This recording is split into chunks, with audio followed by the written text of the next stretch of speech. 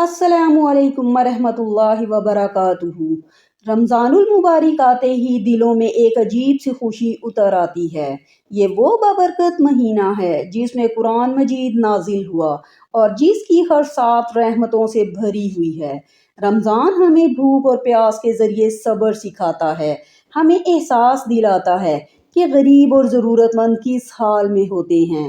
ये महीना अपने रब के करीब होने का मौका है, अपने गुनाहों से माफ़ी मांगने का मौका है और अपनी ज़िंदगी बदलने का बेहतरीन वक्त है।